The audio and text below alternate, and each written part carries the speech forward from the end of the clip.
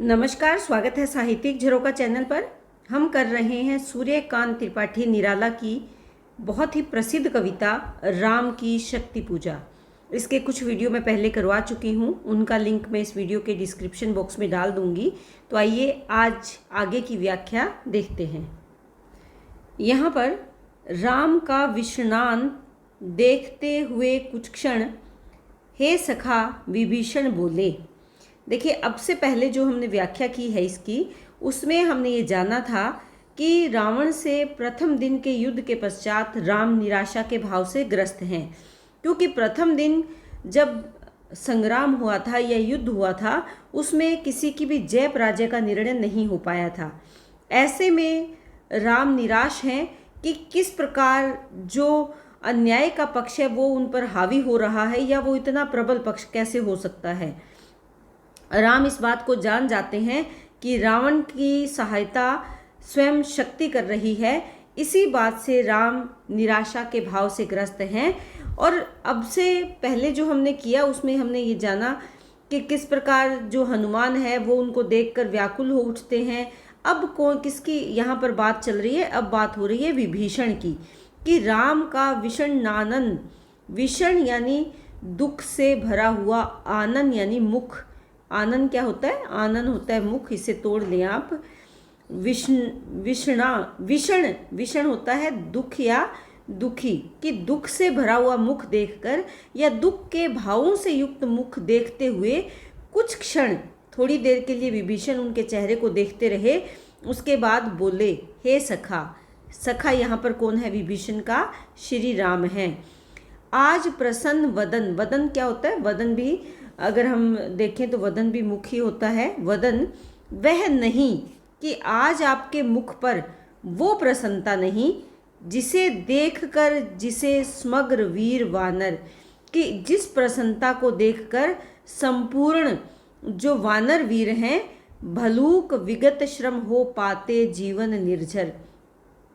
भलूक से तात्पर्य यहाँ पर क्या है कि जो भालू आदि, विगत श्रम, विगत श्रम से तात्पर्य है कि वो जो थकान है उनकी, श्रम यानी थकान, हो पाते हो जाती है जीवन निर्झर, नया जीवन वो प्राप्त कर लेते हैं, वो थकान झर जाती है और नया जीवन उन्हें प्राप्त हो जाता है।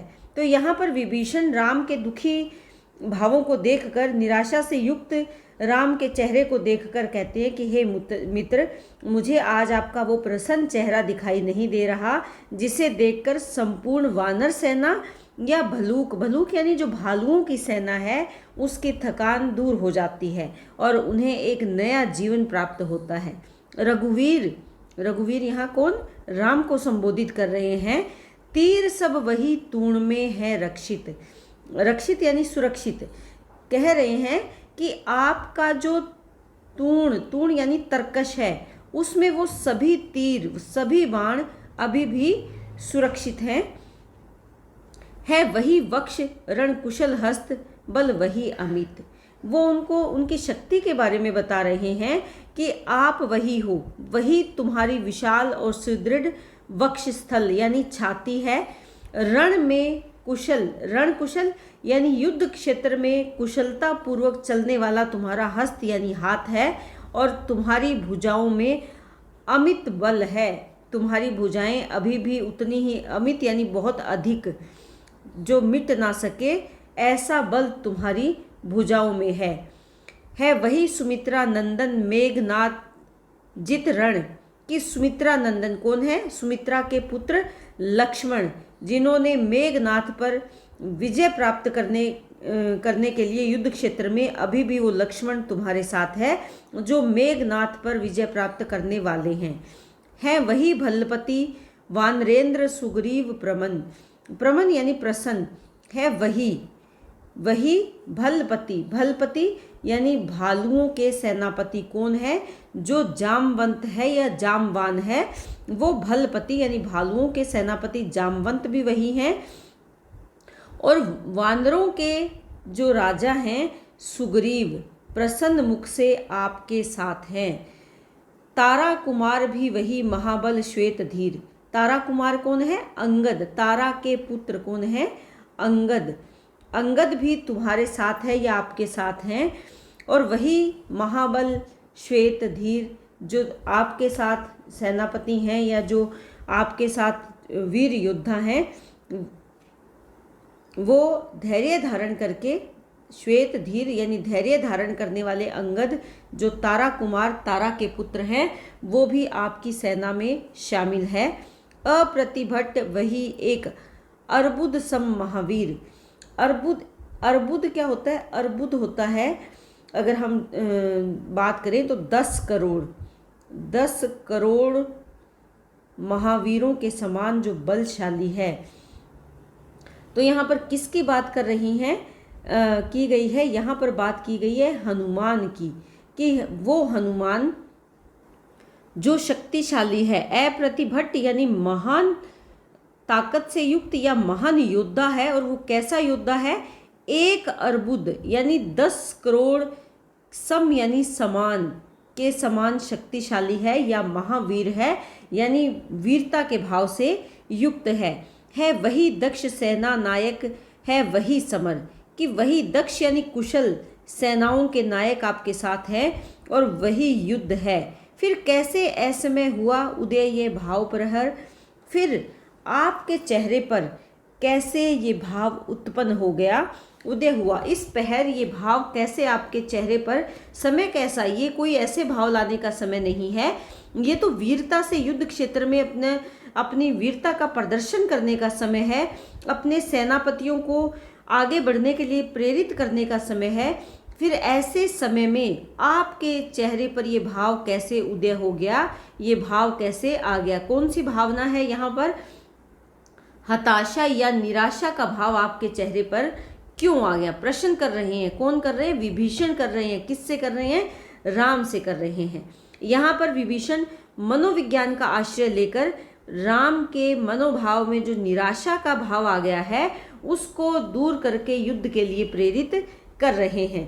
तो यहाँ पर अगर देखें, विभीषण एक सच्चे मित्र और हितैषी के रूप में इस पद्यांश में देखे जा सकते हैं, जो राम को इस समय में वीरता से या साहस के साथ अपने सेनापतियों या उनके साथ जो सेनाएं हैं उनको आगे बढ़ने के लिए या उनको प्रेरित करने के लिए संबोधित कर रहे हैं।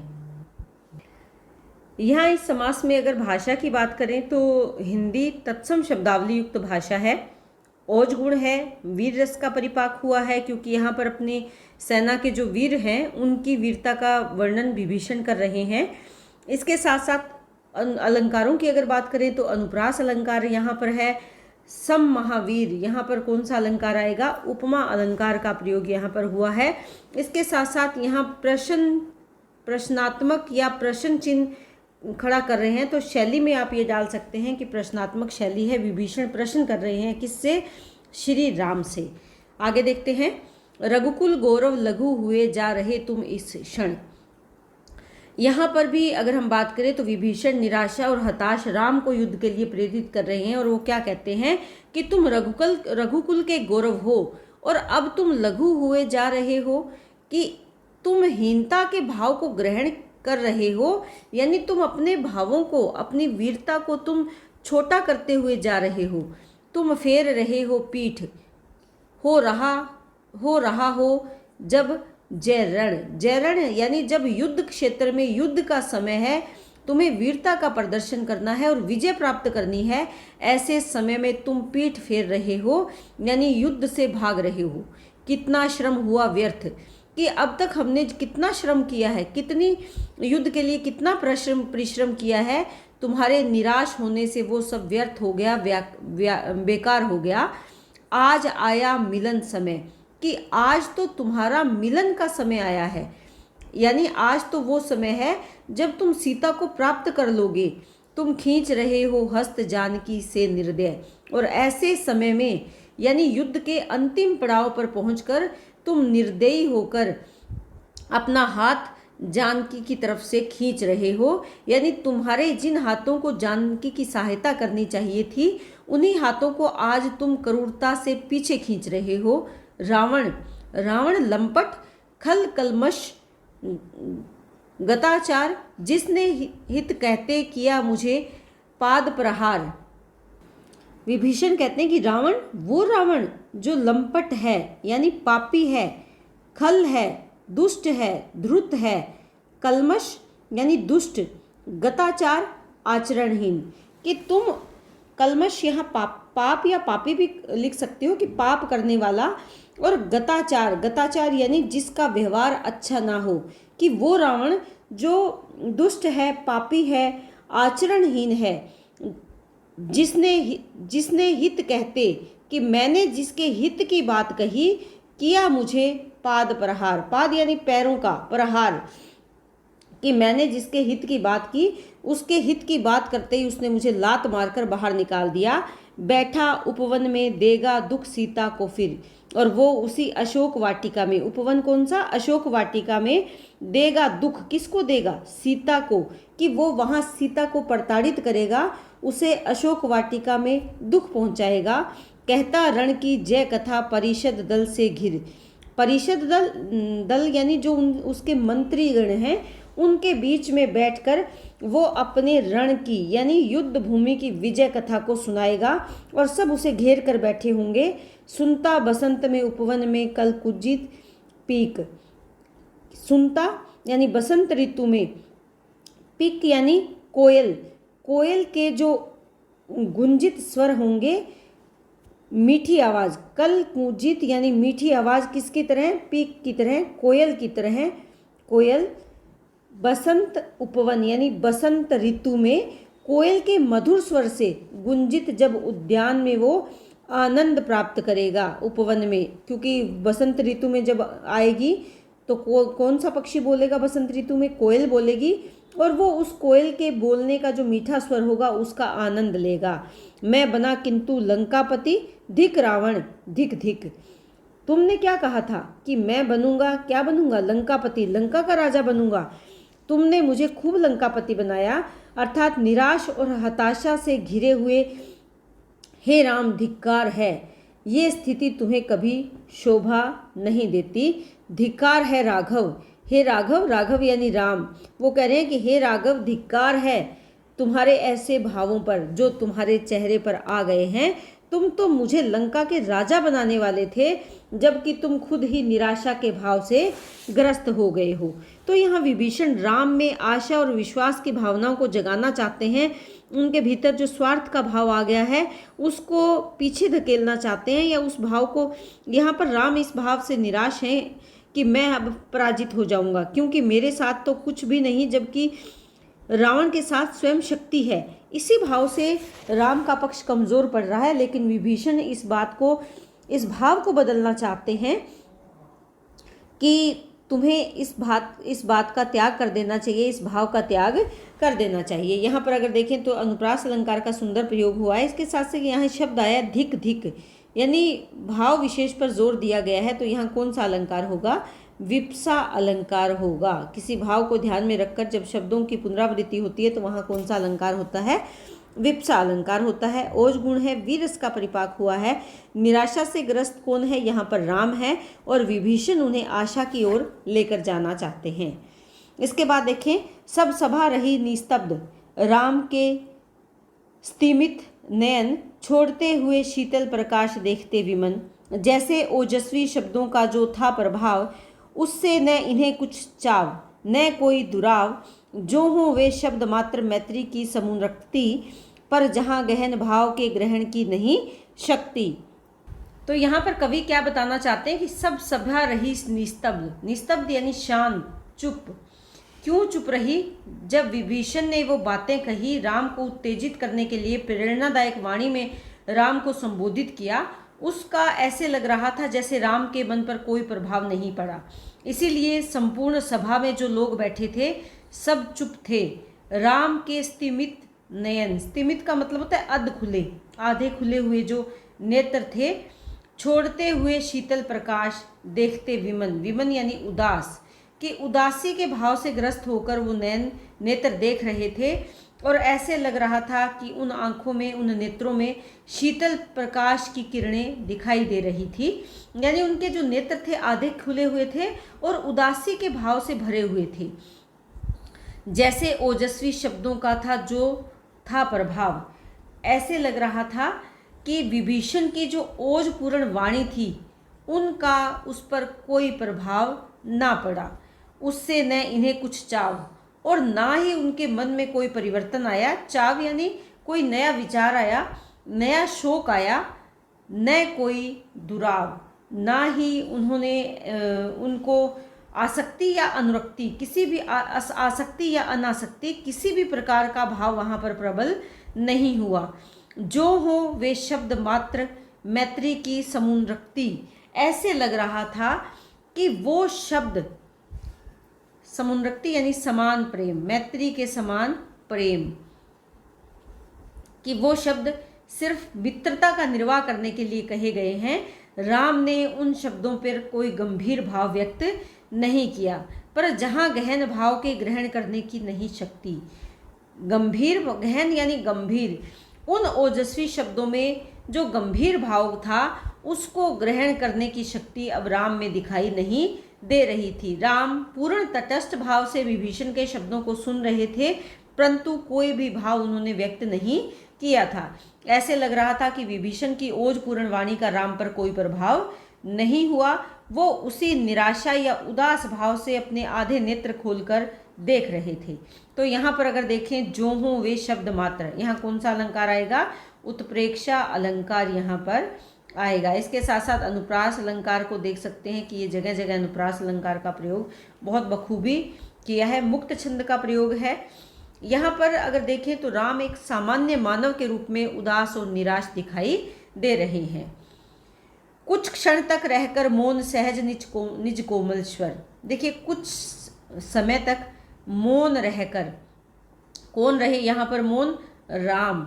कि थोड़े समय तक मौन रहने के पश्चात जो रघुकुल के गौरव राम है वो अपनी सहज निज कोमल स्वर, निज यानी अपने सहज स्वाभाविक कोमल स्वर में बोले, रघुमणि मित्रवर विजय होगी न समर। क्या बोले? कि इस समर में, इस युद्ध में हमारी विजय न होगी, नहीं होगी। यह नहीं रहा नर वानर का राक्षस से रण, क्योंकि ये जो युद्ध है अब केवल नर और वानर का, राक्षस यानी रावण से युद्ध नहीं रहा, यानी नर और वानरों का राक्षस जाति से युद्ध नहीं रहा। उतरी पा महाशक्ति रावण से आमंत्रण। इस युद्ध में स्वयं महाशक्ति माँ दुर्गा उतर आई है रावण के द्वारा आमंत्रण मिलने पर।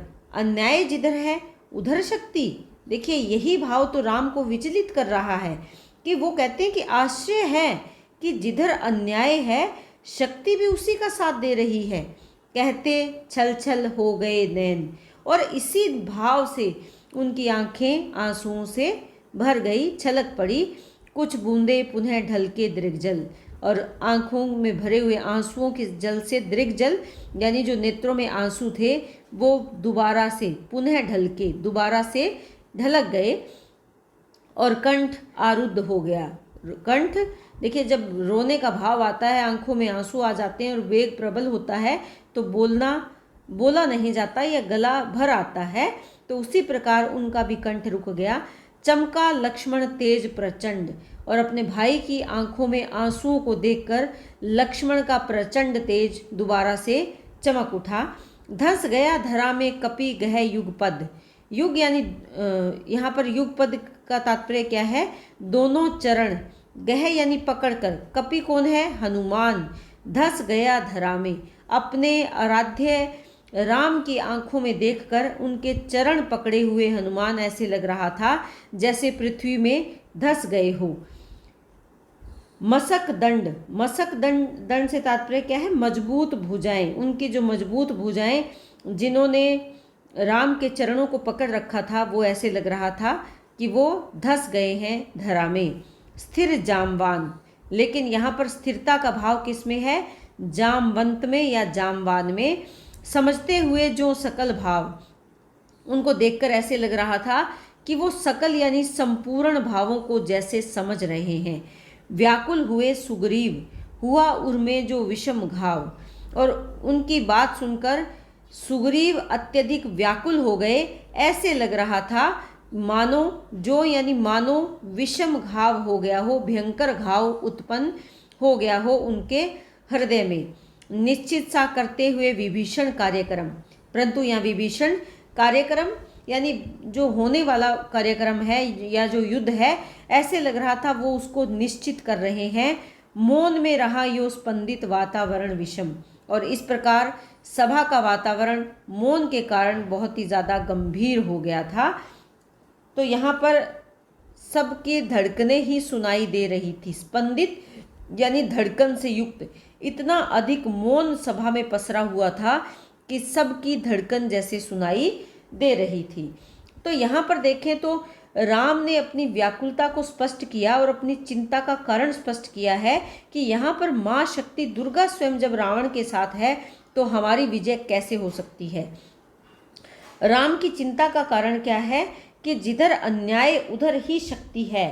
तो यहाँ पर जिधर अन्याय उधर ही शक्ति, यानी जो देव शक्ति है वो भी अन्याय का साथ दे रही है। तो यहाँ कौन सा अलंकार होगा? विरोधाभास अलंकार यहाँ पर, विरोधाभास अलंकार यहाँ पर होगा, ये आप ध्यान दें। इसके साथ साथ जो विषम घाव या जो सकल भाव, यहाँ कौन सा अलंकार है? उत्प्रेक्षा, उत्प्रेक्षा अलंकार यहाँ पर बन रहा है।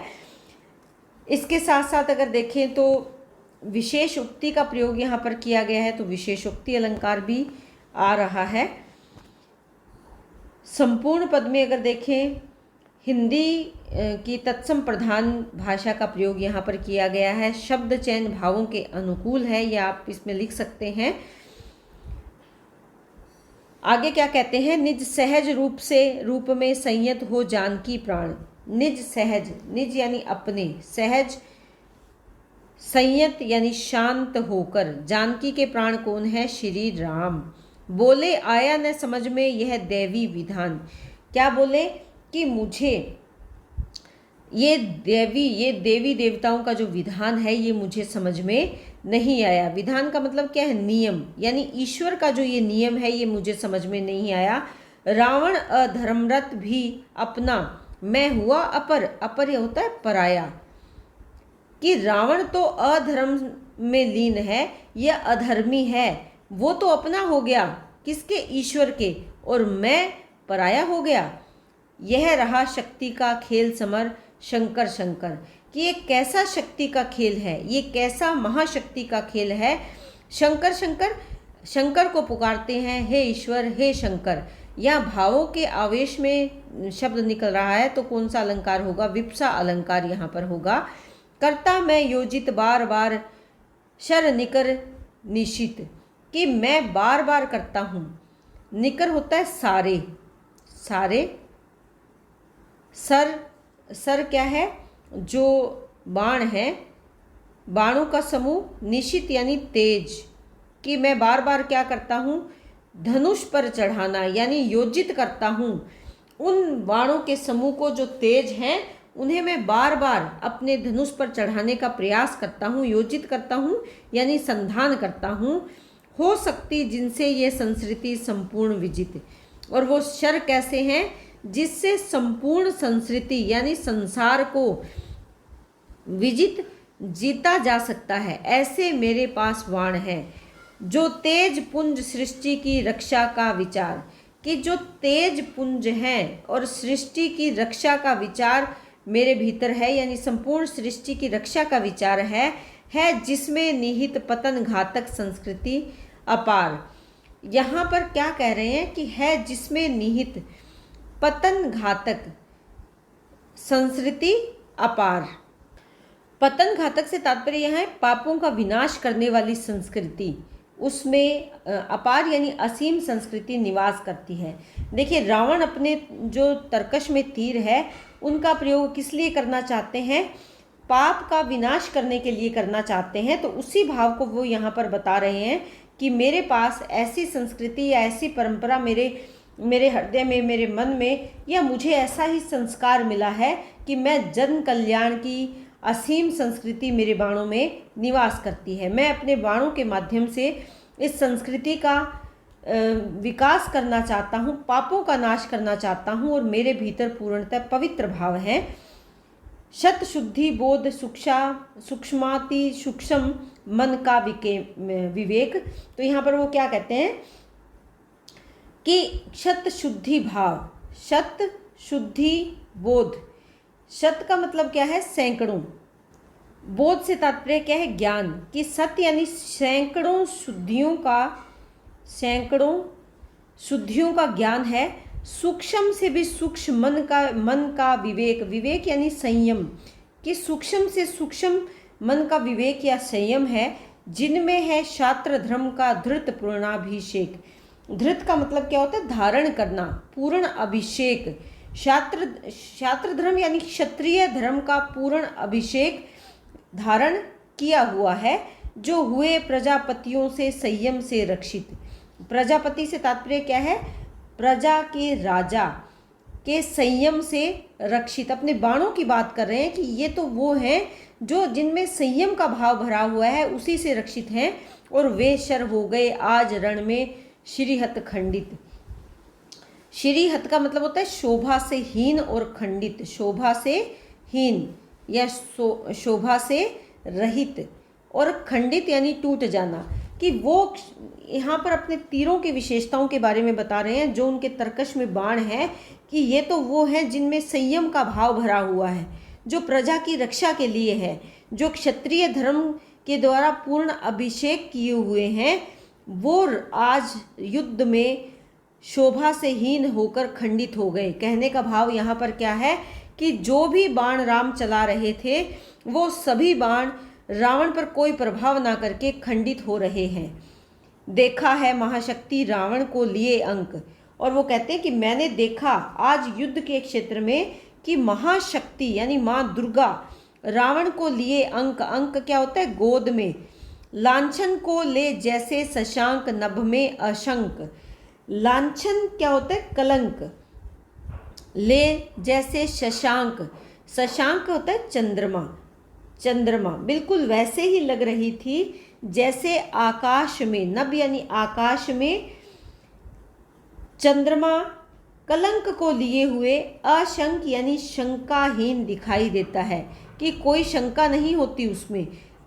चंद्रमा में भी कलंक माना गया है, कि आकाश में दिखने वाला चंद्रमा जो कलंक से युक्त है, लेकिन फिर भी उसमें किसी प्रकार की शंका का भाव नहीं होता, और वो नभ में चमक बिखेर रहा होता है। वैसे ही आज मैंने महाशक्ति को देखा, जो अन्याय के पक्षधर रावण को अपनी गोद में लेकर उसकी रक्षा कर रही थी। हत मंत्र पूत शर संवृत करती बार बार। और वो क्या कर रही थी कि यहाँ पर माँ दुर्गा की बात चल रही है, कि वो हत यानी विनाश कर रही थी या हानि पहुंचा रही थी, किसको, मंत्र पूत अभिमंत्रित किए हुए, शर यानी वाणों को, और उनको क्या कर रही थी, बार बार उनको नष्ट कर रही थी। निष्फल होते लक्ष्य पर श्रिप वार पर वार, कि मेरे जो वार थे, श्रिप यानी तेज, तेज बाण मेरे लक्ष्य से भटक रहे थे, निष्फल हो रहे थे, यानी मैं तेज बाणों का प्रहार कर रहा था, लेकिन वो बाण अपने लक्ष्य तक नहीं पहुंच पा रहे थे। विचलित लख कपिदल क्रुद्ध युद्ध को मैं जों कि विचलित हो गया था, लख यानी देखकर, कपिदल यानी वानर सेना को व्याकुल देखकर, युद्ध में जैसे जैसे क्रोधित होकर, क्रुद्ध यानी क्रोधित होकर, युद्ध को मैं जों यानी जैसे जैसे क्रोधित होकर मैं वाणों का प्रहार कर रहा था, मेरे वाण निष्फल हो रहे थे। वैसे ही मेरे वाणों को प्रहार करते हुए देखकर झकझक झलकती वहनी वामा के दृग त्यों, वैसे वैसे जैसे जैसे मैं वाणों का प्रहार कर रहा था, वैसे वैसे ही दुर्गा के नेत्र, वामा क्या है, वामा यानी माँ दुर्गा, उनमें वहनी यानी अग्नि, दृग यानी नेत्रों में, जो त्यों वैसे वैसे झकझक करती हुई यानी तेज अग्नि झलक रही थी उनके नेत्रों में, वहनी यानी अग्नि झलक रही थी उनके नेत्रों में। जैसे जैसे मैं वाणों का प्रहार कर रहा था, वैसे वैसे ही दुर्गा के नेत्रों में आग बढ़ रही थी या क्रोध की अग्नि झलकने लगी थी। पश्चात देखने लगी मुझे बंद गए हस्त, फलस्वरूप यानी उनको जब वो मुझे देखने लगी तो मेरे बंद गए हस्त, मेरे हाथ बंद गए। मैं ऐसे मुझे लग रहा था कि मेरे हाथ बंद गए हैं।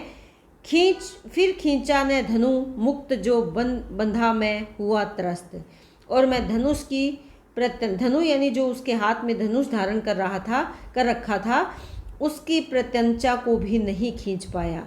मुक्त हुए भी मानो मैं मुक्त था, लेकिन मुझे ऐसे लग रहा था कि मैं त्रस्त यानी भयभीत होकर जैसे मैं बंद गया था।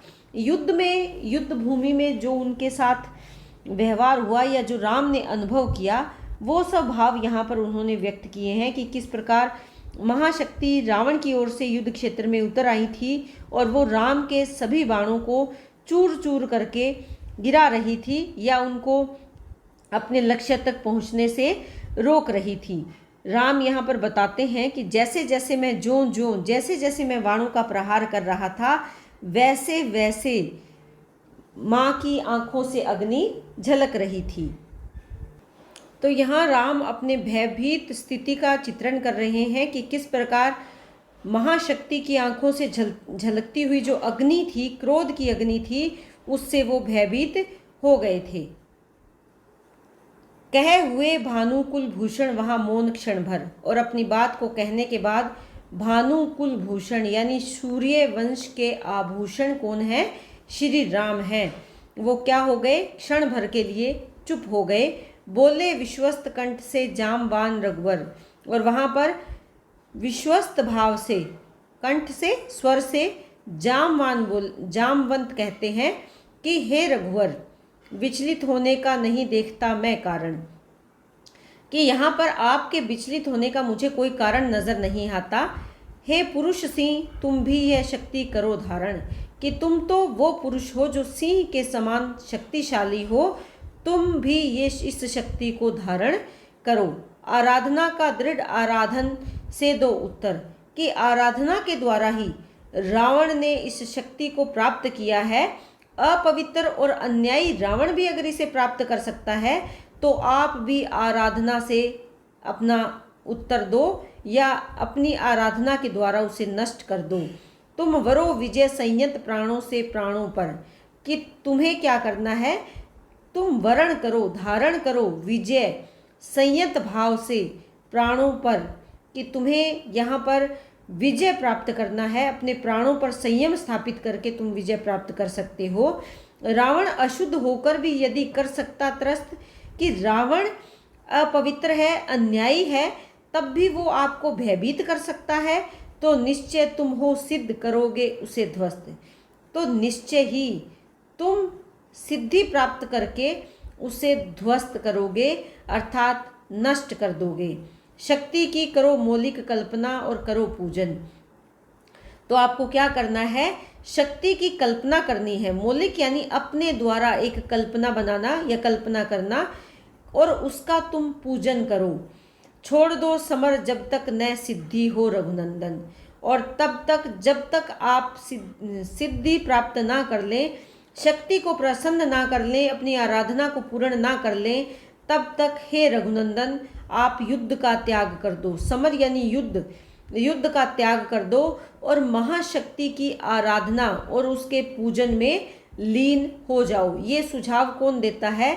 ये सुझाव जामवंत या जामवान राम को देते हैं। तो यहाँ पर भी संवादात्मक शैली और मुक्त छंद का प्रयोग किया है और अनुप्रास अलंकार के साथ साथ पुरुष सिंह रूपक अलंकार का भी सुंदर प्रयोग यहाँ पर किया गया है। जामवंत राम को सलाह देते हैं, सुझाव देते हैं कि आप भी शक्ति की आराधना में लीन हो जाओ और जब तक शक्ति प्रसन्न ना हो तब तक आप युद्ध का विचार त्याग दें। तो उम्मीद करती हूँ कि इन पद्याशों की व्याख्या आपको बहुत अच्छे से समझ में आ रही है। बहुत बहुत धन्यवाद। इसी तरह चैनल से जुड़े रहें, लाइक शेयर सब्सक्राइब ज़रूर करें।